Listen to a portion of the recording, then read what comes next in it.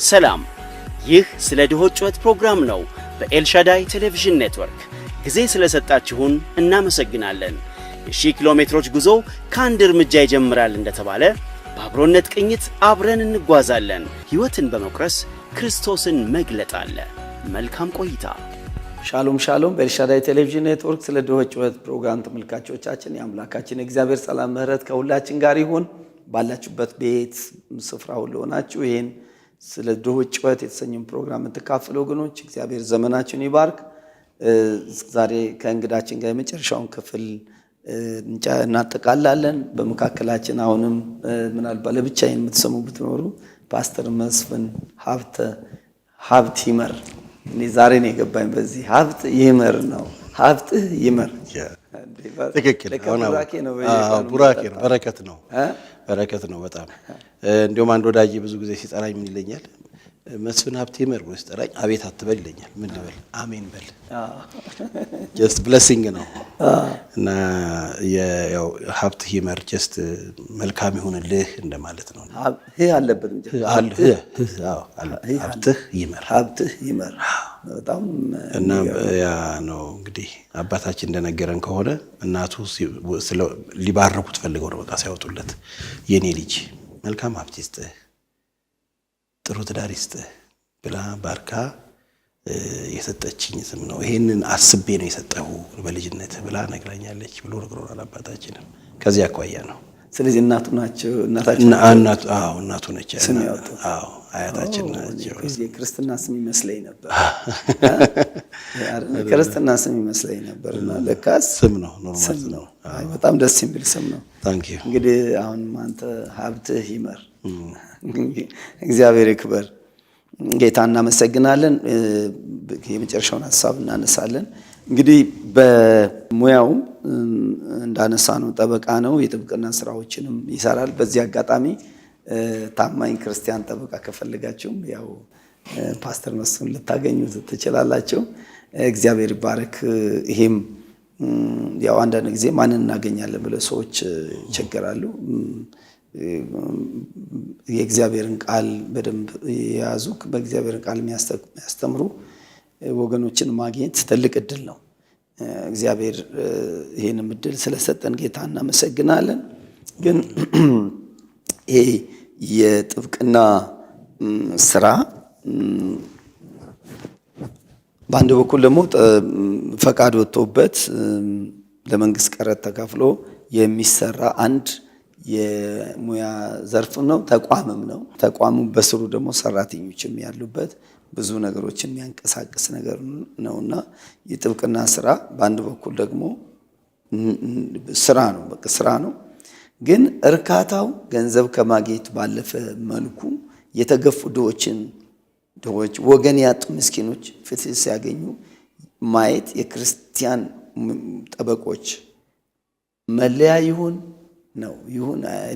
እኔ እዛኛው ላይ ስለሌለው እኔ አሁን ስለ ፓስተሮች ላወራ እችላለሁ። ስለ ጠበቆች ብዙ ማውራት አልችልም።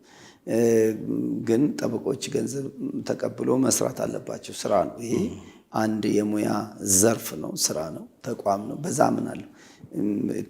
ተገቢውን ገንዘብ አግባብ ያለውን ክፍያ ተቀብሎ መስራት አለባቸው። ምክንያቱም ሰዎች መስራት ያለባቸውን ቦታ ወክለው ገንዘባቸውንም ጊዜያቸውንም አካላቸውንም የተማሩበትን አእምሮ ጥበብ የጽሁፉን ስራ የተለያዩ ነገሮችንም ለፍቶ ነው ብዙዎቹ ሌሊትንም አድሮበት አንድ ኬዝ ለመስራት በጣም ብዙ ጊዜ ወስዶም ጭምር በጣም ዋጋ የሚያስከፍል ስራ እንደሆነ በሩቅም ቢሆን እረዳለሁ። ግን ሄዶ ፍትህ ለሆነ አካል ተሰጥቶ አንድ ሰው ሲደሰትና ነፃ መውጣት ያለበት ሰው ነፃ ሲወጣ ማየት ነው ጎሉ። እና ከዚህ ያለፈ ከገንዘብ ከማግኘት ያለፈ ይሄ እርካታ በተለይ ክርስቲያኖችን በውጭ ያሉት ምንም ማለት አንችልም። ቢሆንላቸው እግዚአብሔርን የሚፈሩ ጠበቆች ቢሆኑ ደስ ይለናል። ግን ዳግም እንደወለደ ሰው የዘላለም ሕይወት እንዳገኘ ሰው ደግሞ በዚህ አካባቢ ያለው ነገር ምን መሆን አለበት ትላለህ? አመሰግናለሁ። ይሄኛው ጥያቄ በይበልጥ ስነ ምግባር ላይ ያተኮረ ይመስለኛል። አሁን ያነሳልኝ ጥያቄ እርካታ ወይም ደግሞ እርካታ በምንድን ነው የሚለውን ነው። ወደዛ ጥያቄ ቀጥታ ከመግባቴ በፊት አንተም እንደነካካው የጥብቅና ሙያን በተመለከተ ትንሽ አንድ አጭር ነገር ማለት ፈልጋለሁ። ጥብቅና እንዳልከው ሙያ ነው፣ ትልቅ የተከበረ ሙያ ነው። በህጉ ዘርፍ ወይም ደግሞ በፍትህ አካባቢ ለሚሆኑ ማንኛቸውም እንቅስቃሴዎች ፍትህን ለማስገኘት በሚደረግ እንቅስቃሴ ላይ የጥብቅና ሙያ ወሳኝ ነው። ይህን ሙያ ደግሞ ለማግኘት ብዙ ለፍተህ ነው በዩኒቨርሲቲ ደረጃ ተምረህ ከዛም ደግሞ የተወሰኑ ጊዜያቶች በተለያዩ መስሪያ ቤቶች ሊሆን ይችላል ወይም ደግሞ በተቋማት ውስጥ በህግ ስራ አገልግለህ የተወሰኑ ልምድ ካገኘ በኋላ ነው ጥብቅና ጠበቃ የምትሆነው እንጂ ቀጥታ ከዩኒቨርሲቲ እንደወጣ ከትምህርት እንደወጣ ወደ ጥብቅና አትመጣም። በእኛ ሀገር የህግ ማዕቀፍ ማለት ነው። ለምንድን ነው ይሄ ሆነው? ጥብቅና በጣም ቀጥታ በአንድ ሰው ህይወት ላይ ቀጥታ የሆነ ግንኙነት አለው። በአንድ ሰው የነገ ማንነቱ ላይ ጣፈንታው ላይ የጥብቅና ሙያ የሚያበረክተው አስተዋጽኦ ቀጥታ ነው። በቃ ሰዎች ያላቸውን ይዘው ነው የሚመጡት ወደ አንተ ሲመጡ። በጥብቅና በኤክስፒሪየንስ በልምድ በስነ ምግባር እና ደግሞ በተቻለ መጠን በታማኝነት ሊመላለስ ይገባዋል። ከዚህ አኳያ ነው መንግስትም ለጠበቆች ላይሰንስ ሊሰጥ ሲፈልግ እነዚህን ሁሉ ኤክስፒሪየንሶች አጣርቶ ምስክርነትን ፈልጎ አምጡ ተብሎ ከሚሰሩበት ቦታ ያን ሁሉ ነገር ካየና ካገናዘበ በኋላ እንደገና ፈተና ፈትኖ ነው በፍትህ ሚኒስቴር በኩል ላይሰንሳቸውን የሚያገኙት። ይሄን ሁሉ አድርገው እንደ ስራ ይዘው እየሰሩ ስለሆነ ለሚሰሩ ስራ ደግሞ ምን ያህል ክፍያ ይቀበሉ የሚልም አለው፣ ራሱን የቻለ አካሄድ አለውና ክፍያ የመቀበል ግዴታ ነው፣ ስራቸው ነው፣ ኑሯቸው የሚመሩት በዚህ ነው። ገንዘብ ሳይቀበሉ ማገልገል የሚችሉበት ሁኔታ የለም። አሁን ትልቁ ጉዳያችን ምንድነው? እርካታችሁ ያለው ምኑ ጋር ነው ጥያቄው። እሱ ነው ትልቁ ሊነሳ የሚገባው ጉዳይ። እርካታው ያለው ገንዘቡ ላይ ነው? በሚከፈላቸው ገንዘብ ልክ ነው እርካታቸው ያለው ወይስ በሚያገኙት ውጤት ልክ ነው? የጠበቆች እርካታ ምኑ ላይ ነው መሆን ያለበት? ቢሆንስ ጥሩ የሚሆነው የትኛው ነው የሚል ጥያቄ ነው የተነሳው። በጣም ጥሩ ጥያቄ ነው። በአብዛኛው እኔ ባሳለፍኩት አመታት በዚህ በጥብቅና ሙያ ውስጥም ባለፍኩበት ጊዜያቶች በመንግስት ቤትም እንደዚሁ አገልግያለሁ። በጥብቅና በህግ አማካሪነት ያው ጠበቃ የምትባለው ላይሰንስ ካገኘ በኋላ ነው።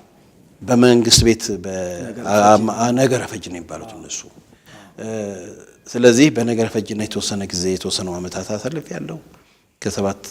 ወደ 7 ዓመት አካባቢ አሳልፌያለሁና በላይሰንስ ነው ደግሞ ከ2002 ጀምሮ እንዳልኩ ማለት ነው እየሰራሁ ነው ያለሁት።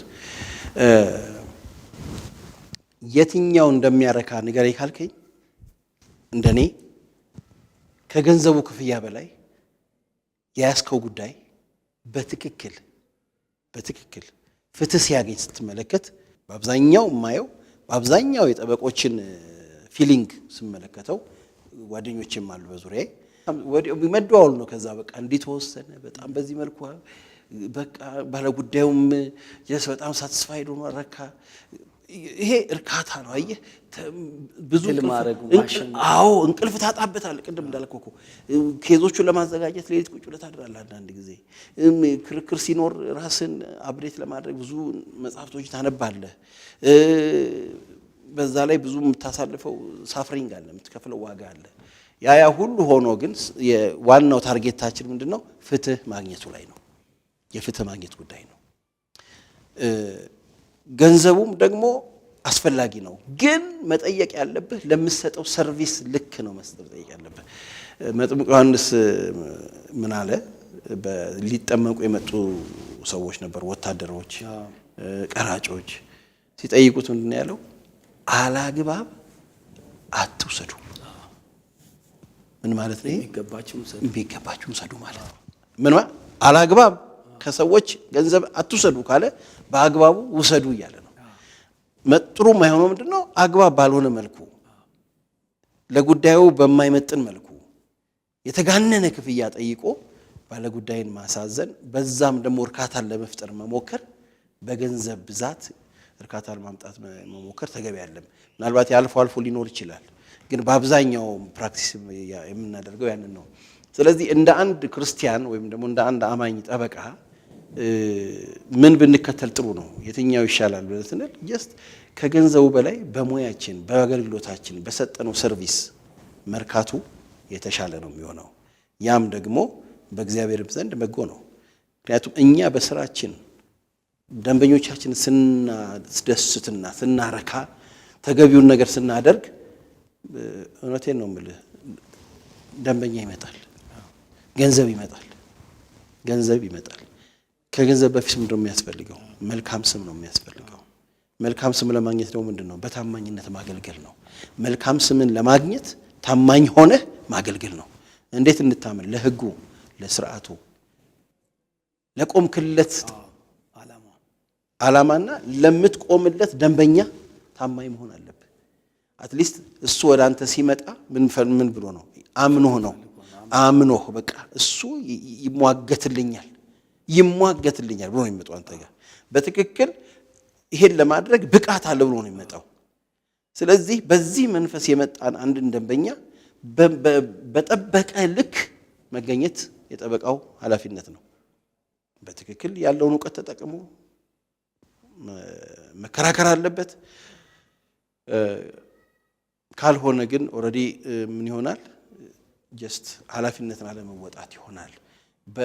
አሁን በጀመርነው ጉዳይ ላይ ስንመጣ ኦኬ ፍትህ ያጡትስ ወደ ድሆች ስንመጣ ደግሞ ለነሱ ደግሞ ስፔሻል ነው በጣም እነዚህ ከፍለው መከራከር የማይችሉ ገንዘባቸውን አውጥቶ አንዳንድ ጊዜ ማርኬቱ የሚጠይቀውን ያህል ግፍያ እንኳን መክፈል አይችሉም። ካልቻሉ ብለህ ከምትመልሳቸው አትሊስት እንደው ሚኒመም ፕራይስ ጠይቆ ቢያገለግላቸው ላለው። ካልሆነም ደግሞ እኔ ሁሉም እንደዚያ ይሁን ማለት አይደለም፣ በነፃ ቢያገለግላቸው ደግሞ ጥሩ ነው። እግዚአብሔር ይከፍላል። እኔ በህይወት የተለማመድኩት ያንን ነው። አንዳንድ ሰዎችን በነፃ አገለግላቸዋለሁኝ። በነፃ እዚህ ጋር ሰርቪስ ሰጥቼ ከነሱ ላገኝ የሚገባኝን ገንዘብ ባልጠበቅኩት መንገድ መክፈል የሚችል ደንበኛ ደግሞ ይመጣና ጉዳዩን ይሰጣልና እኔ ምን ማለት ነው? ጀስት በታማኝነት ስንቆም እግዚአብሔር ደግሞ ለኛም የሚገባን ያደርጋል። ግን ትልቁ ነገር ምንድነው? አሁን በምን እንርካ? የት ነው ያለው ሳቲስፋክሽናችን? ምን ጋር ነው ያለው? ፍትህ ሲያገኝ በቃ ያ ነው። ፍትህ ሲያገኝ በቃ የተቀማ ሰው ፍትህ ሲያገኝ፣ የተዘረፈ ሰው ፍትህ ሲያገኝ፣ የወደቀ ፍትህ ሲያገኝ፣ እግዚአብሔርን ሲያመሰግን እሱ ነው በቃ እርካታ። ይሄ ነው የብዙ ወዳጆችም እርካታ ያለው እዚህ ላይ ነው። በፍትሁ ዘርፍ ትክክለኛው ፍትህ ሲሰጥ ያን ጊዜ በጣም ሳቲስፋይድ እንሆናለን። ሊሆን የሚገባው ይሄ ነው። በዚህ አቅጣጫ ነው ማየት ያለብን ብዬ ነው የማምነው በእኔ በኩል። ይሄ ከፍትህ ሚኒስቴር ለድሆች በሚሰጠው አጋጣሚ የተሰጠው ሰው ልጆች የሌላት ግን መሬቷን ትልቅ ካሬ ያለውን ይዞታዋን እዚህ ከተማ ውስጥ አዲስ አበባ ከተማ ውስጥ በሌላ ሰው የተቀማች ሴት ያን እናት ለማስመለስ ተመድቦ ነበርና ሲሟገት ቆይቶ አስመለሰ። 700 ካሬ ነው ያላቸው። 200ን ቆርጦ ሰጡት ለሱ በግ። ቆዩና ምን አረጉ? እንዲሁም ወራሽ ብሎ ሙሉ ንብረቴን ቤቴን ወራሽ፣ ማንም ሰው የለኝም ወራሽ ብሎ በፍርድ ቤት በህግ ወራሽ አደረጉት። ቃቃቸው አይተዋወቁም። ምንም ሰው የላቸው፣ ወገን የላቸው። በፍትህ ሚኒስትር በኩል የተሰጣቸው ናቸው። አንዳንድ ጊዜ የሚከፍለው እግዚአብሔር ነው ማንን እንደሆነ። እናት ፍትህ ስላገኙ ነው ማለት ብቻቸው ናቸው። ያን መሬትም ያን ቤታቸውንም ጥለው ነው የሚሄዱት። ሩቅ ዘመድ መጥቶ ሊወስድ ሲፈልግ ያልረዳቸው ያልደረስላቸው አልፈለጉም። እሳቸው ፍትህ አጥቶ እንዳለቀሱ ተቀምጦ ፍትህ አጥቶ አንዳንድ ፍትህ ካገኘ በኋላ ፍትህ እውነት ከወጣችለት በኋላ ያ የፈለገው ነገር እንኳን የሚተውሰዋል። በጣም ከገጠር እስከ ከተማ በጃንሆይ ጊዜ ከጎንደር በእግራቸው መጥቶ እዚህ የቀሩ ሰዎች ብዙ ናቸው። ርስታቸው ተነክቶባቸው ለመሞገት መጥቶ የቀሩ ብዙ ናቸው። ሰዎች ፍትህ ሲነካባቸው በስብዕና አይፈልጉም። ግን እግዚአብሔርን የሚያመሰግኑት እውነት ወደ ቦታዋ ስትመለስ የተገባቸውን ሲያገኙ። ከዚህ አንጻር የህግ አገልግሎት የጥብቅና ስራ በጣም ወሳኝ ስራ፣ ሰዎችን ማርካት፣ እግዚአብሔርን እንዲያመሰግኑ ማድረግ። መዝሙር 41 ላይ ያለ ቃል አለ። ምስጉን ነው ለችግረኛው የሚያስብ ነው የሚለው። ምስጉን ነው። ስለዚህ እግዚአብሔርም ይጠብቀዋል፣ በክፉ ቀንም ያድነዋል። ለጠላቶችም አሳልፎ አይሰጠውም። ወደ 7 የሆኑ ጥበቃ በረከቶች አሉበት። በታመመ ጊዜ አልጋውን ያነጥፍለታል፣ ሕያውም ያደርገዋል። በምድር ላይ ያስመሰግነዋል። የተመሰገነ ሰው እንዴት? ለምን? ምስጉን ነው፣ ለችግረኞችና ለድሆች የሚያስብ። ስለዚህ ሰዎች በጣም ብዙ ገንዘብ ስላላቸው አይደሉም በምድር ላይ የተመሰገኑ ሰዎች የሚሆኑት። ስለዚህ እውነትን ተከትለው የሰሩባቸው ነገሮች ነገ ደግሞ የሥራ በርን ይከፍታል። እግዚአብሔር ዘንድ ደግሞ ምስጋናን ያመጣል። እውነት ነው። ስለዚህ ፍትህ የማድረስ ተኮር ከሙያ ባለፈ የሰው ልጅ እግዚአብሔርን እንዲያመሰግን ማድረግ ይጠይቅ። እንዲህ አንድ ነገር ብጨምርልህ እዚህ ጋር ሰውን በትክክል ማገልገል የምታገኘው ውጤት የሚገኘው ውጤት ምን ያህል እንደሚያረካ እኔ ብዙ አጋጣሚዎች አሉ በዚህ ረገድ። ለምሳሌ ከዛሬ 10 ዓመት በፊት ይመስለኛል አንዲት በነፃ እንዳገለግላት የተሰጠችኝ ሴት ነበረች። ደሃ ነች በጣም ከፍትህ ሚኒስቴር ተሰጣኝ ነውና አገልግል ቁምላት ተብዬ ኬዟ በጣም ረጅም ነው። ብዙ ከ2 ዓመት በላይ ነው የፈጀው እና ያንን ኬዝ እከታተላለሁ። እንሄዳለን፣ ቀጠሮ አንድ ላይ ስንወጣ በመኪና ሸኛታለሁ። በጣም ምስኪን ነችና የሚችለውንም አደርጋለሁ። ዝም ብዬ ባለኝ ነገር ሼር አደርጋታለሁ። እና በዚህ ሁኔታ ላይ እያገለገልኳት እያለ አንድ ቀን ስልክ ተደወለልኝ። ሃሎ ስል አንስቼ ከፍትህ ሚኒስቴር ነው ተባልኩኝ። ኦኬ ምን ሀፕን አደረገ ብዬ ምንድነው የተፈጠረው ምንድነው ብዬ አቤት እሺ አቶ መስፍን ተባልኩኝ። አዎ አቶ መስፍን ነኝ፣ ጠበቃ መስፍን። አዎ አንዲት እናት እኛ ጋር እዚህ መተው ምን እያሉ ነው ያሉት? ደውላችሁ ስልክ አቶ መስፍንን ካላመሰገናችሁልኝ አልወጣም ብለውኝ ነው። ማን ነው ስልከሌ?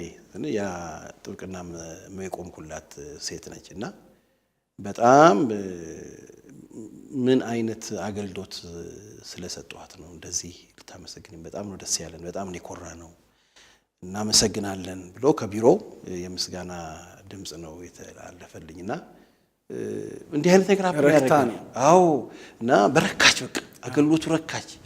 እንደው ምንም ባይወሰንልኝ ያለችው እንደውም በቃ እኔ በቃ በአገልግሎቱ ብቻ ይበቃኛል ብላ ነው ኢንፎርም ያለ። ምንድነው የምንሰጠው ሰርቪስ ነው መብለጥ ያለበት፣ ሙያዊ አገልግሎታችን ነው መብለጥ ያለበት። በሙያዊ አገልግሎታችን የምናገኘው እርካታ ነው የበላይ ሊሆን የሚገባው ከገንዘቡ በላይ። እግዚአብሔር የሚከብረው በትክክል በዛ ነው። ክብሩ ለእግዚአብሔር ስለሆነ እግዚአብሔር ክብሩን። ፓስተር መስፍን አንድ ነገር መጨረሻ ላይ አንስተን እንድንሄድ የምፈልገው እኔ ቅርብ ጊዜ በህልሜ አንድ ነገር አይቼ ከዛ በኋላ አጥቢያ ቤተክርስቲያን ውስጥ መተግበር እንችላለን ወይ የሚለውን ሐሳብ ላነሳ ፈልጋለሁና ምንድነው ቢሮ ሲደራጅ ነው ያየሁት በህልሜ።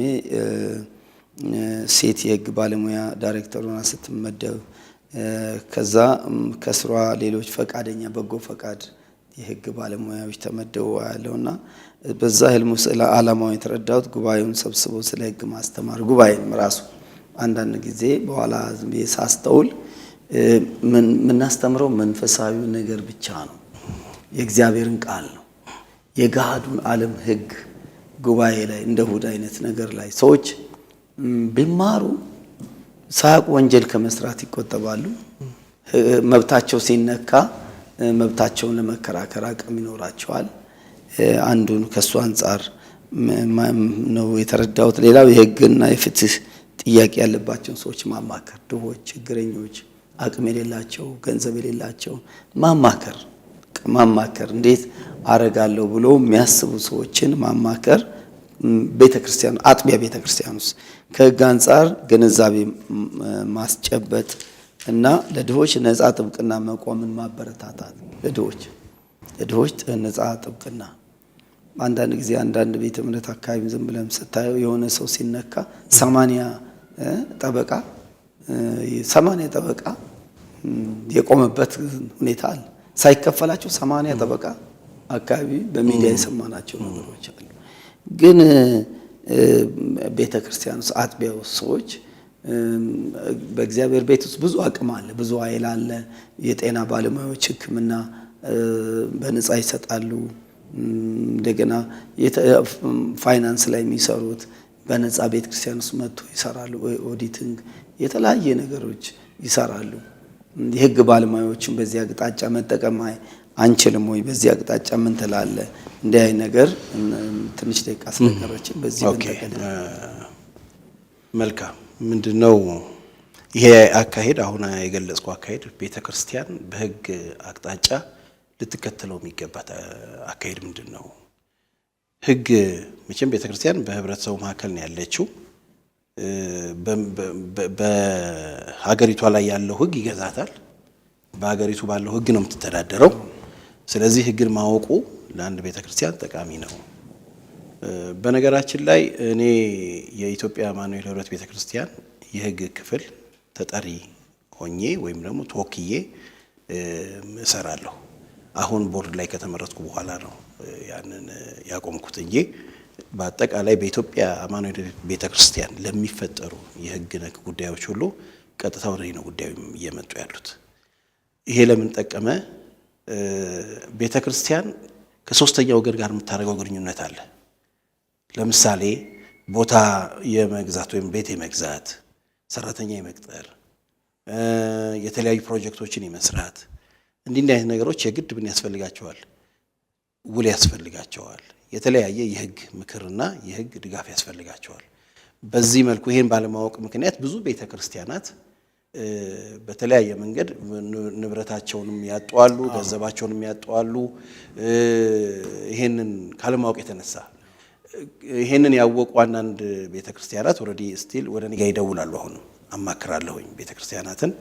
የተወሰኑ ቤተክርስቲያናት በምክር እያገለገልኩ ነው ያለሁት። ኖርማሊ እንዲሁ እንደ አገልግሎት ይዤ ማለት ነው። እንደገና ደግሞ በተቻለ መጠን የህግ ነክ ጉዳዮችን አዋጆች ሲታወጁ ለምሳሌ እነዚህን አዋጆች ማወቅ ያለባት የቤተክርስቲያን አካላት ማወቅ አለባቸው በትክክል ለመምራት እና የቤተክርስቲያንን አካሄድ ያሳልጣል እንጂ የሚያመጣው ችግር የለም። ህግን ማወቅ የተሻለ ነው። አሁን ደግሞ ዘመኑ በጣም እየፈጠነ ነው ያለው። ብዙ ነገሮቻችን እየሆኑ ያሉት በህግና በህግ ብቻ ነው እየተከናወኑ ያሉት። ስለዚህ ያንን ህግ አለማወቅ ተገቢ ሊሆን አይችልም እና እኔ ምንድነው አሁን ያነሳው ፓስተር ይሄ በአጥቢያዎች ደረጃ ራሱ ቮለንተር የሆኑ ሰዎች ወይም ደግሞ ፈቃደኛ የሆኑ ከተለያየ ሙያ ባለቤት የሆኑ ፕሮፌሽናልስ ቢገናኙና ለሚመለከታቸው ሰዎች በሚመለከታቸው ሙያ ረገድ ተገቢውን ስልጠና ቢሰጡ፣ ተገቢውን ምክር ቢሰጡ፣ እንደ ህግ ባለሙያ ደግሞ እኔም ያው እየሄድኩበት ያለው ስለሆነ ስቲል ያው እያገለገልኩ ነው ያለሁት። በዚህ ነፃ ምክር፣ እርዳታ፣ ነፃ የህግ አገልግሎት እየሰጠሁ ነው ያለሁት በተወሰነ መልኩ ማለት ነው ለሚያስፈልጋቸው። ቤተክርስቲያን ግን እውነት ነው ያስፈልጋታል። ምን አይነት ይበልጥ ደግሞ አትሊስት የሷን ጩኸት መጮህ የሚችሉ ዳግም የተወለዱ በክርስቶስ ኢየሱስ ያመኑ እንዲህ አይነት ባለሙያዎች ቢሆኑ አትሊስት ምን ይሆናል? መግባባት ይቻላል፣ በደንብ ጉዳዩ ማስተካከል ይቻላል። እና እንደተባለው በአጥቢያ ደረጃ እንዲህ አይነት ኮሚቴዎች ቢቋቋሙ፣ በአጥቢያ ደረጃ ደግሞ ያሉ እነዚህ የመሪዎች ጉባኤ የሚሆኑ የተለያዩ አገልጋዮች የሚሆኑ የተወሰነ ዕውቀቱ ቢኖራቸው፣ እንደገና በአጥቢያ ደረጃ ያሉ በህግ ጉዳያቸው ለማስፈጸም የሚሮጡ አቅም የሌላቸው ድሆች፣ አቅመ ደካሞች፣ ሰው የሌላቸው አትሊስት ሰፖርት ብናደርጋቸው፣ ነፃ እርዳታ ብንሰጣቸው። አሁን ነፃ አገልግሎት የጥብቅና አገልግሎት የሚሰጥ ተቋም አለ በእርግጥ በፍርድ ቤት አካባቢ ያለ። በቸርች ግን ይሄን ነገር ብናደርግ አትሊስት ስራ እናቃላለን። ህዝባችንን መድረስ እኛ በእኛ በኩል ያለውን ከደረሰ ሌላው በእርሱ በኩል ያለውን ከደረሰ ሁሉም በየአቅጣጫው ይሄንን የፍትህ ጉዳይ የማስጠበቁን ስራ የሚሰራ ከሆነ ምን ይሆናል? አትሊስት በሀገራችን ላይ ፍትህ ሊረጋገጥ የሚችልበት ሁኔታ ይመጣል። ከአንድ ነው የሚጀምረው። ስለዚህ ከቤታችን እንጀምር የሚለውን እደግፈዋለሁኝና ከአጥቢያ መነሳት እንደ ኢትዮጵያ አማኑኤል ወረት ቤተክርስቲያን ደግሞ ስናስብ ይሄ ጉዳይ ትኩረት ተሰጥቶበት እየተሰራበት ያለ ጉዳይ ስለሆነ በጣም ደስ ይለኛል። ግን አጠናክረን ልንሄድ ይገባል ብዬ አስባለሁ። ፓስተር ተባረክ። ፓስተር መስፍን በጣም ይሄን በደንብ አድርጌ ሰፊ ነገሮችን ለማድረግ አስባለሁ።